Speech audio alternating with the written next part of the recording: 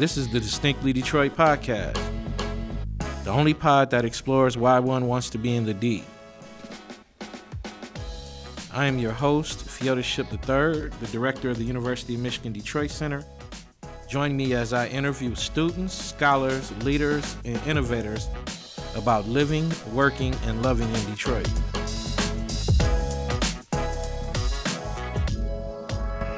Welcome back to the Distinctly Detroit podcast. On today's episode, we have Nancy A. Parker, the co-executive director for Detroit Justice Center. She earned her BA in Sociology and African-American Studies from the University of Michigan and her JD from Washington University and St. Louis School of Law. Nancy has successfully represented Black Lives Matter protesters against the city of Detroit and the police department for unconstitutional civil rights violations and worked with community partners to end the surveillance technology called ShotSpotter. Nancy, the mother of two young daughters, desires to continue her advocacy for social justice and civil rights for years to come. The DDP is proud to welcome Nancy A. Parker.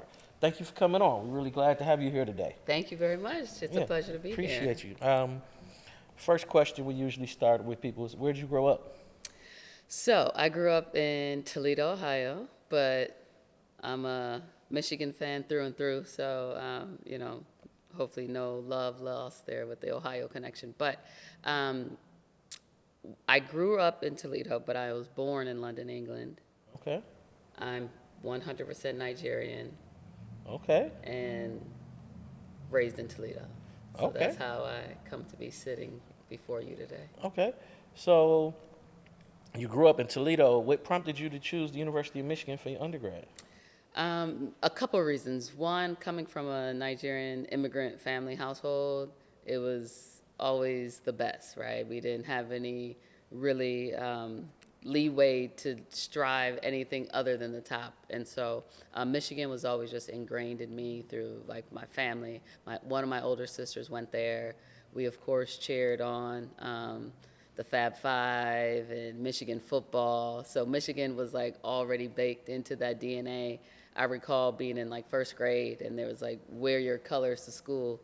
And Michigan colors always dominated. So it was always going to be a top university, and to be close to home, Michigan, there's no other answer. Okay. I love it. Did not choose the Buckeyes. So what was your experience like as an undergrad at Michigan? I loved it.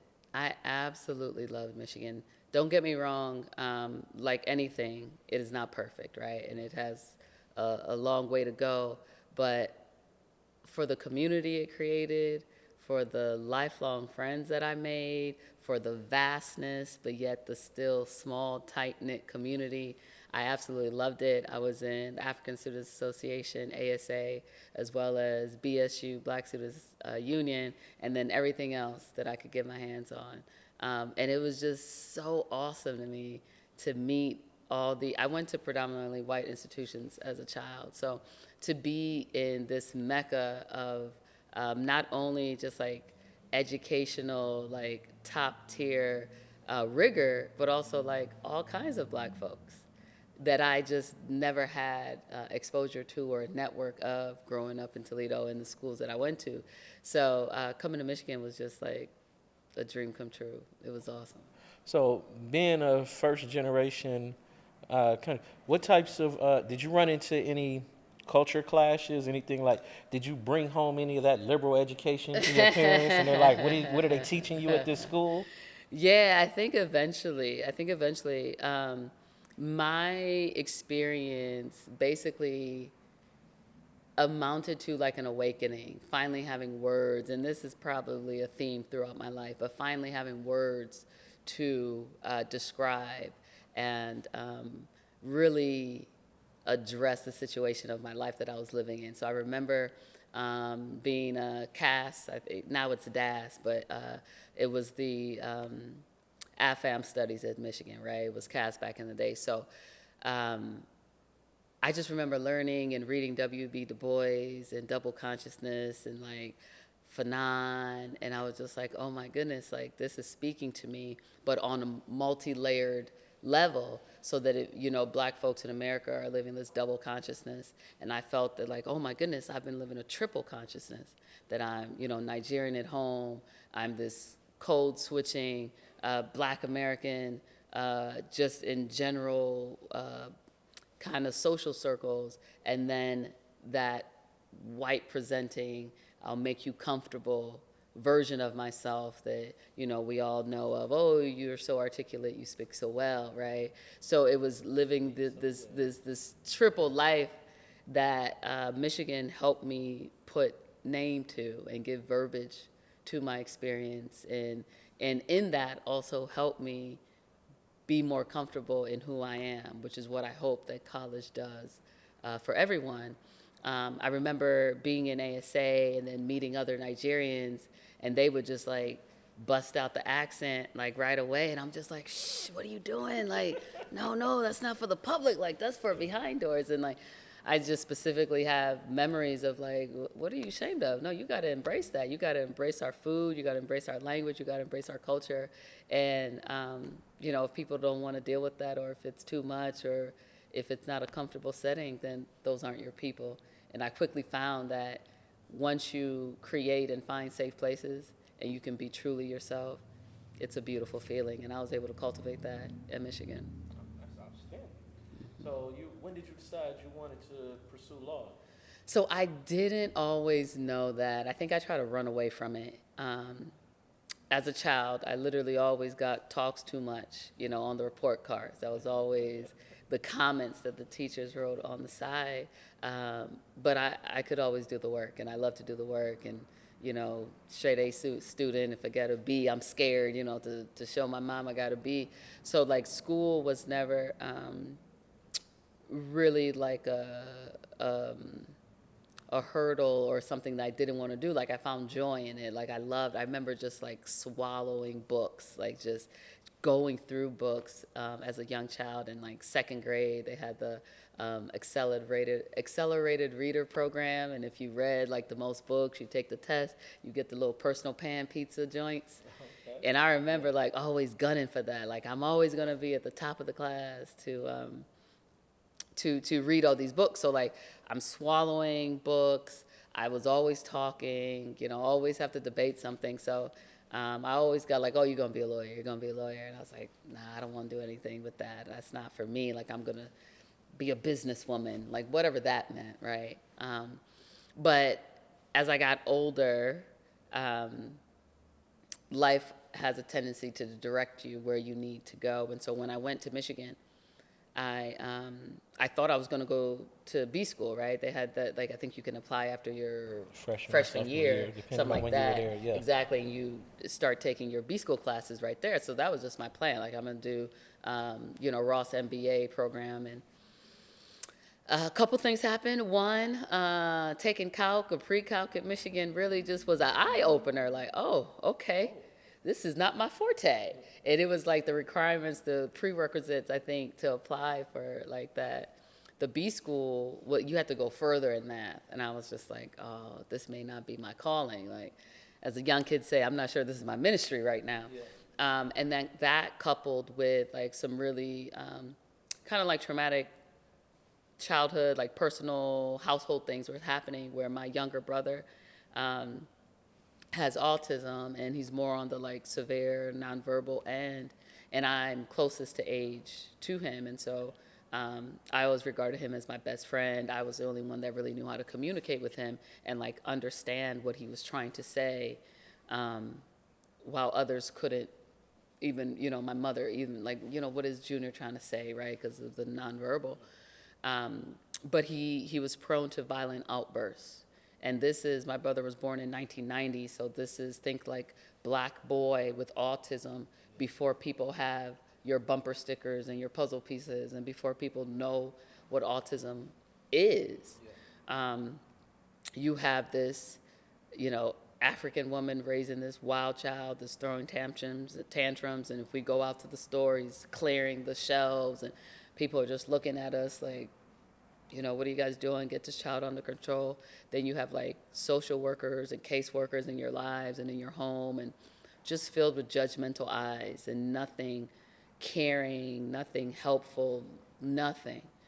And so there was a point in time where I thought I wanted to go to social work school to try to address those ills. And I knew that my calling was something in altruism, but again, didn't have a language, didn't have verbiage for what exactly that was and what I was going to do. And when I was looking into the School of Social Work, Michigan is always like number 1, number 2 in social work.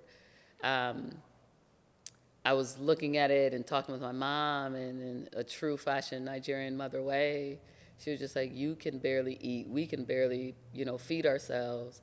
How are you going to go into a profession where you're trying to help other people, but you're not going to see any vast monetary, salary from it? It was always like, we have to pull ourselves up. Like, what are you doing?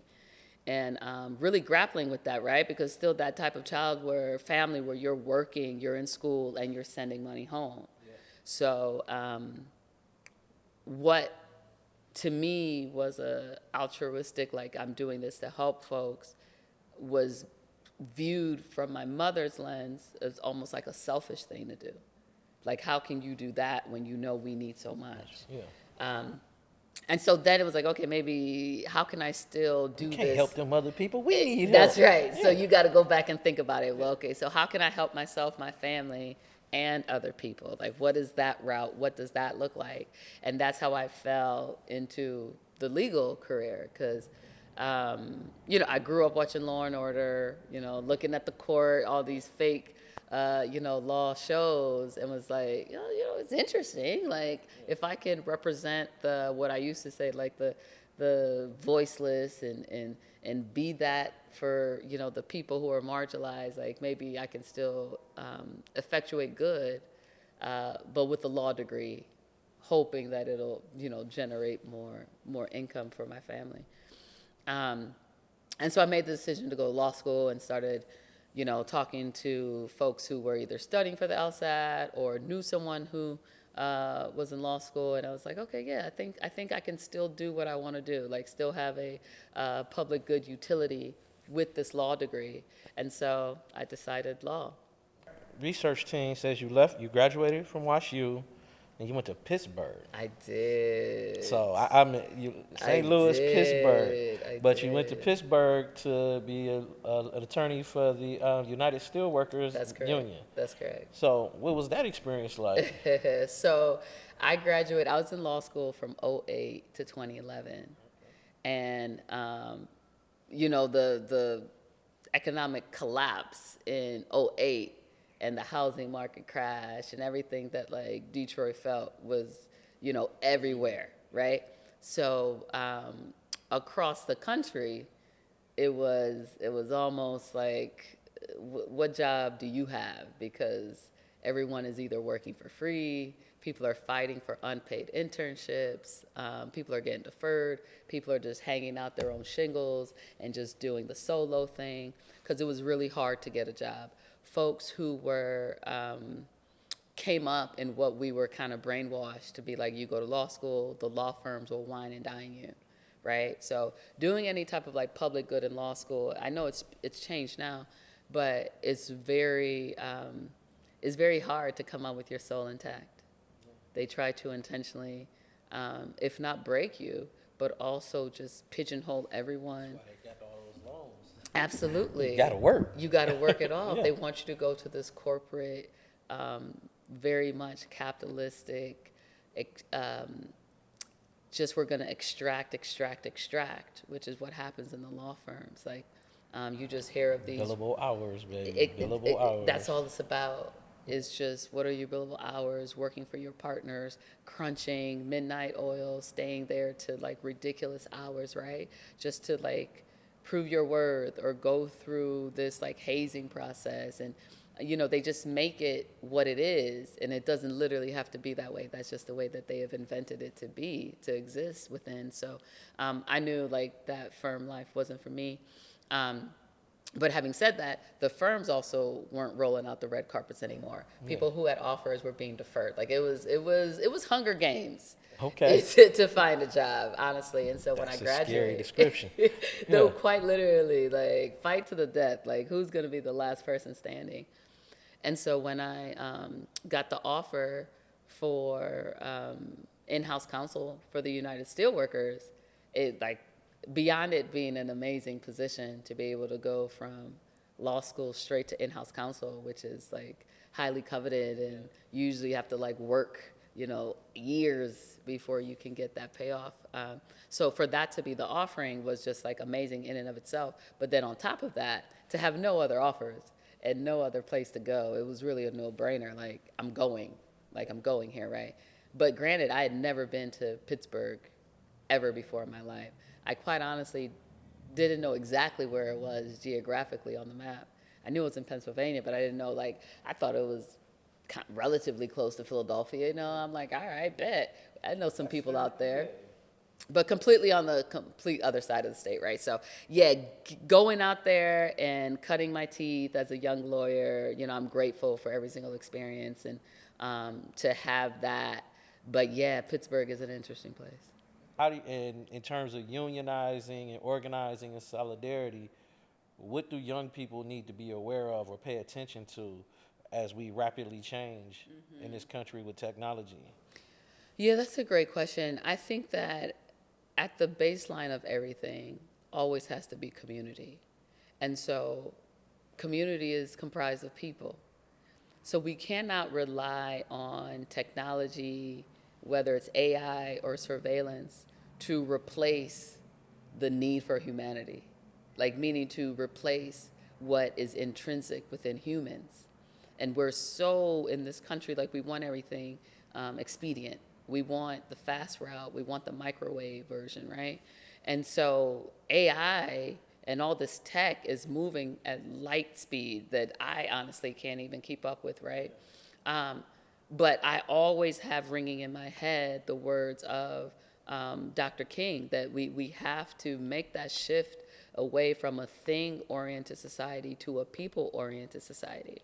So yes, it's prudent to understand the technology, its uses, as well as its harms, but never lose sight of what is gained and what is truly needed by being in community with other human beings.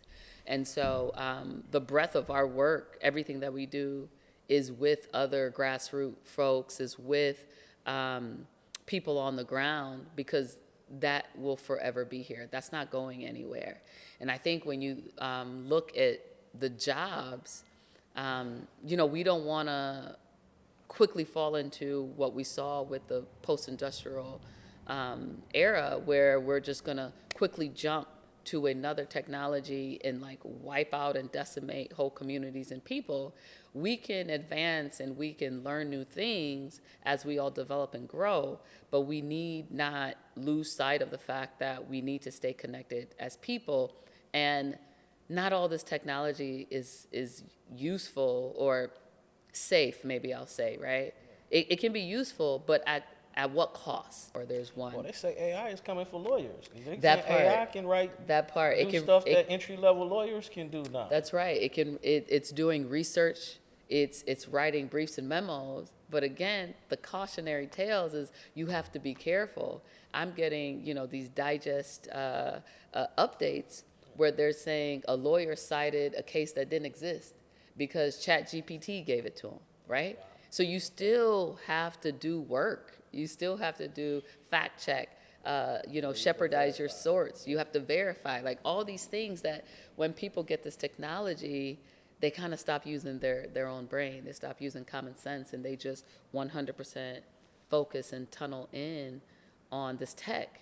And it's like, but wait, slow down. Like you have to use it wisely, type of thing. But we have to be cognizant of it, but not think it's going to save us. And we've seen that in terms of folks bringing technology in, like ShotSpotter or automatic license plate readers and the Project Greenlight and the real-time crime center, right? All these tools and toys. They're trying to sell people and say, okay, well, this will keep us safe. And when we're forgetting, taking care of people is what keeps us safe. If I know you can eat, then I feel comfortable in my home.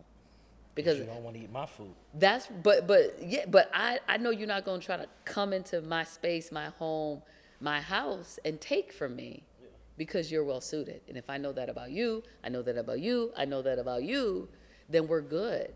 Our street is good. If we take care of blocks, like one block at a time, one community at a time, this is how you build out safety.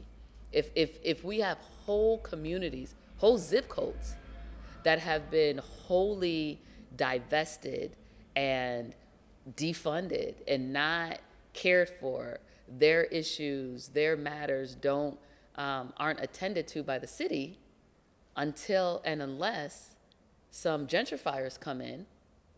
What are you saying about these people? You're not feeding them, you're not giving them jobs, they don't have transportation, they don't have health care, right? They don't have like schools that actually give breath for students to learn and have space, that they're not on top of each other. They have updated information.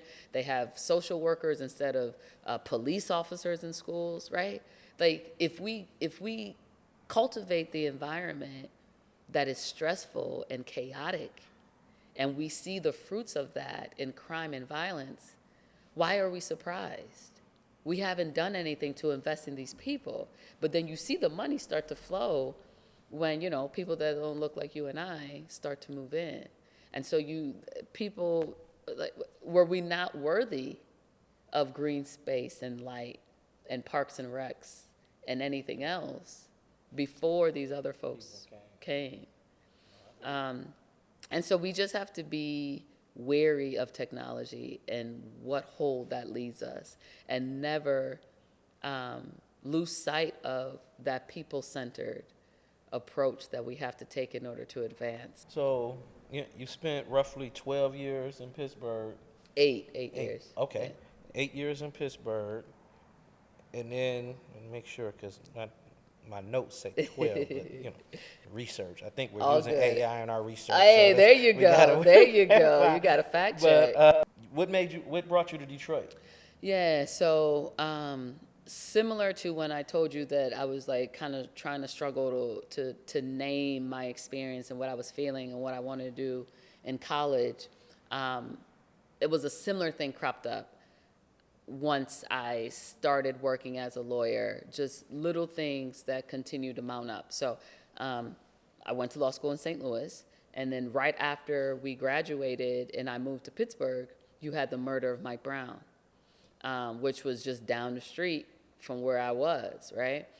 And so that really, really was a pivotal moment, because the trope is you can indict a ham sandwich, meaning you just have to point to something and make an allegation and say, this thing happened, it could have been you, grand jury case made. We'll go on with like actually building the case. But that's like step -1. It's just like a bare bones level. And when Mike Brown was murdered and my husband and I are sitting on the couch and we're watching who was supposed to be the prosecuting attorney, the head prosecutor of the county, basically mount the defense for the police officer, and then end with and therefore there's no indictment. It really just shook everything within my constitution of what I thought was up and down was down. It was just really confusing. Like, what is happening? I'm utterly lost right now. And then, you have just name after name, from Trayvon Martin and Jordan Davis and, just so many that happened in that span of time. And so that point in time, I also had a daughter in 2017 and had my second daughter in 2019. I was on maternity leave, and really like having children as a working mom and going back to work is devastating. That's a whole nother podcast, brother, that people don't talk about enough. But I would cry. I was bawling the first day I returned. Like, it was very hard. And I had the fortune, through union benefits and such, I stayed out like a whole year with my daughter. And it was still beyond hard. Pause. Here, people. Union benefits. That's right. Union benefits. You hear that? Yeah. My maternity leave, parental leave, amounted to essentially, and I had complications, but even sans complications, essentially a year out to bond with my daughter, and that still was not enough. So to have a young mother go back to work, it damn well better be worth it, because that's time that I need to be with my daughter.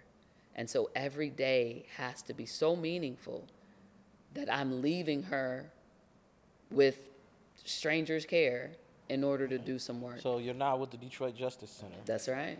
And explain to our audience what the Detroit Justice Center is. Absolutely. So I was lucky, blessed enough, the universe colliding, whatever you want to give gratitude to, but for a very close girlfriend from undergrad who's a diehard Detroiter, East Side to the day she died. She slipped me this information like, hey, Nancy, I know, you're looking to get back. I don't know if you've heard of this organization. She sent me a posting for like an internship. She was like, I know that's not your level, but check them out.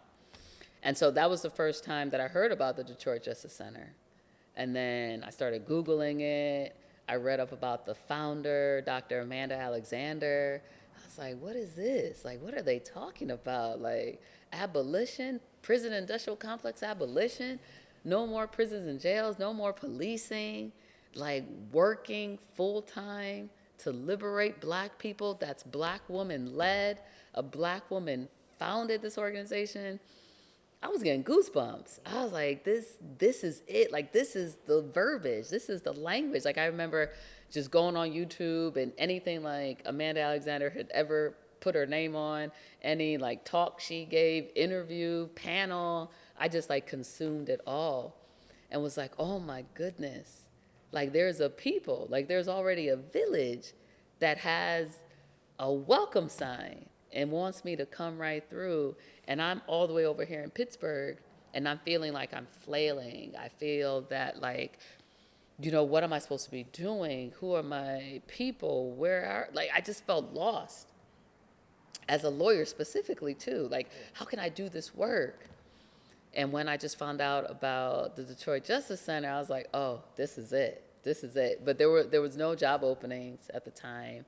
And I was just lurking in the shadows and, seeing what they were putting out and by the Kismic Forces, Divine Intervention. I was still out on maternity leave, still breastfeeding my daughter, and a staff attorney position was posted. And so I went ahead and applied because I was like, well, let me just put my name in the hat, right? I'm not barred in Michigan. I hadn't practiced in this jurisdiction. Michigan courts are weird in terms of how they're set up if you're coming from a different place. And so there was a lot to learn, but I really just had my passion and my conviction and felt like I wasn't gonna be deterred. This wasn't gonna be a dream that was thwarted. Like, this is where I needed to be, and that clearly shone through in my interview and the interview process. And so, I was able to come on board as a staff attorney, and that was in 2020. Okay. And I started as staff attorney, then at the top of 22, started leading our movement lawyering practice. And then in mid-23, came on as a co-ED. And then by fall of 23, it was just a solo ED. And that's, what I've been doing since then. So we're coming up on a year of being, at the helms of the organization. Time is moving so fast, but it's amazing. It's amazing. And I'm just so proud of the work that we do. I realized that I was already bragging about it and trying to spread the gospel of DJC and our mission and our values and our work. Just year one, I remember just sharing with family and friends and people are like, what are you talking about? What?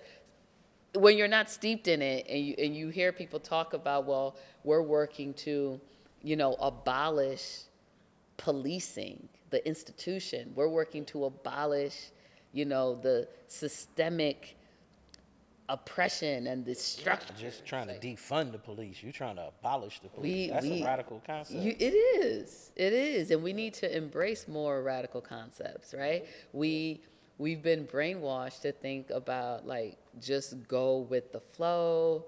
Just if you're an outlier, then something is wrong with you. But You have to ask the question is, where do you draw the line? I mean, what crimes don't deserve prison versus which crimes do? so this is a whole nother podcast. We're gonna have to have part 2, 3, 4, the whole 9. But as an abolitionist, I basically get that question in various forms, but basically that question, and it usually is boiled down to, all right, Nancy, I hear you generally, but what would we do in society with the folks who are deranged or sociopaths, or who don't want to abide by those social constructs that you want to create? Like, what do we do with the murderers and the I rape? think the murder. That's exactly Right. pedophiles, Yeah. drug dealers. Yeah. Right? So people go to the most extreme, and I'm an abolitionist without caveats. Okay. So when I say that, I'm truly in this life to create a different way of being in relationship with one another, so that those questions aren't even the questions that I'm grappling with. I'm grappling with, how can we create a world, a society, a system, a structure that tends to everyone's needs, to everyone's well-being, where everyone is cared for, in that it's not being idealistic and saying that no crime and harm will occur.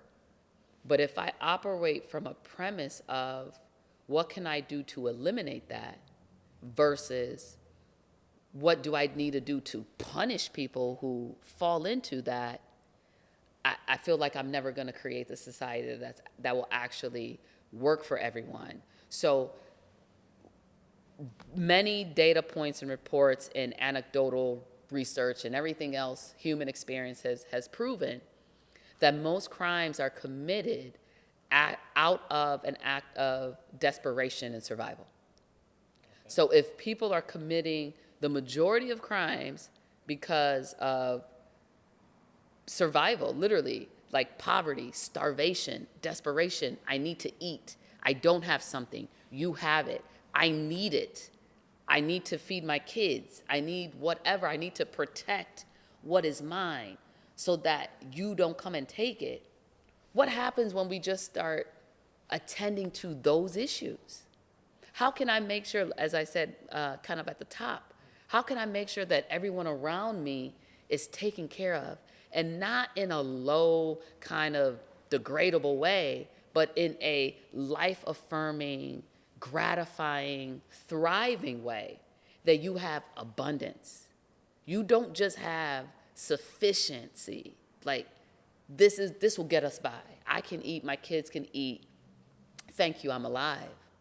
No, I want people to thrive. I want somebody who is in the police force who has a brilliant mind as an artist. I want them to be an artist.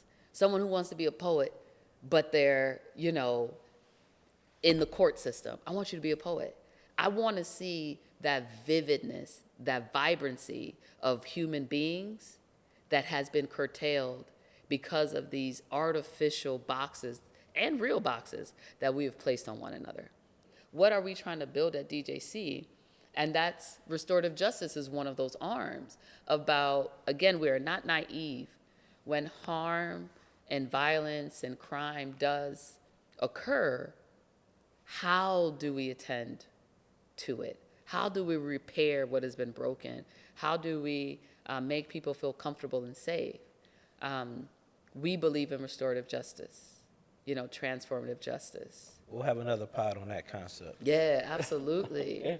Absolutely. Well, in the interest of time, because this has been fascinating, time has flown by. Always. I am going to transition us to our lightning round, which I think Ooh. ought to be interesting because you haven't been in Detroit that long, so Let's I'm really do intrigued it. about Let's this. do it. So our Yeah. lightning round, we ask a series of questions more about your engagement in the city and things you do, things you appreciate or interested in. So I'm really interested to hear your answers. And the first question is, what's your Coney order? Man, I'm doing chili cheese fries.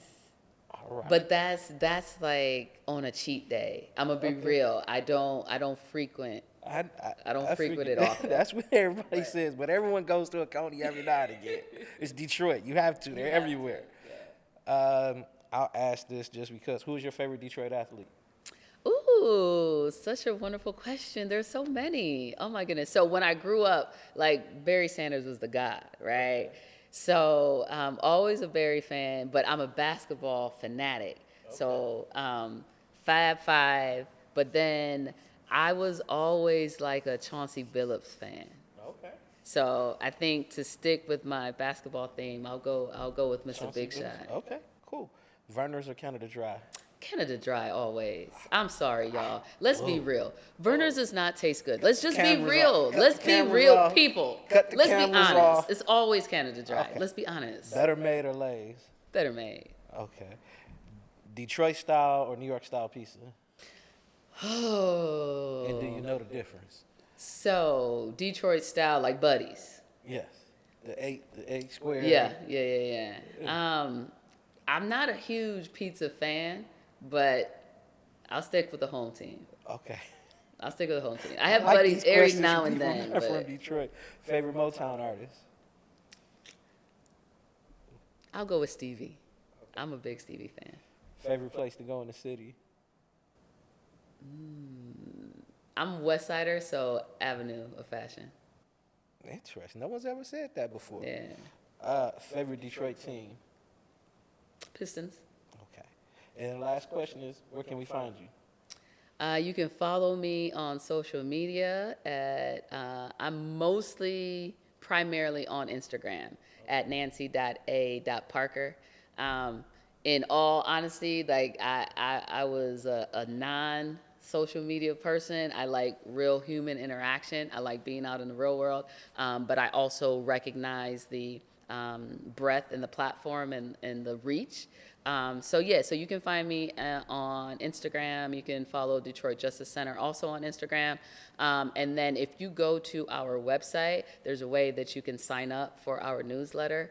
I implore everyone to do that because that's where you really get just the vastness of our work and what we're doing and how folks can plug in. So follow us on Instagram. Detroit Justice Center is also on Facebook and X, formerly Twitter. Also follow me on LinkedIn. I think LinkedIn is a great growing space. So all the social media platforms you can find us, and definitely sign up for the newsletter for sure. All right, cool. Well, thank you very much for coming on. This was a great conversation, and we will have to do a part 2. Thank you. Absolutely. It's been a privilege to be on with you. Thank you. All right. Absolutely. Well, there you have it, ladies and gentlemen. Okay. Can I? Yeah. Okay. So, The question was, what's the significance of the A? Because she's not Nancy Parker. She's Nancy A. Parker. Always Nancy A. Parker. Please say the A. I come from a line of people, and I always want to acknowledge all parts of who I am. And one time in an interview, I remember a reporter asked Brother Malcolm X, like, what's the significance of the name? Like, why are you so bent up on the name? And, Malcolm said, well, a name, you see how people treat you because of your name.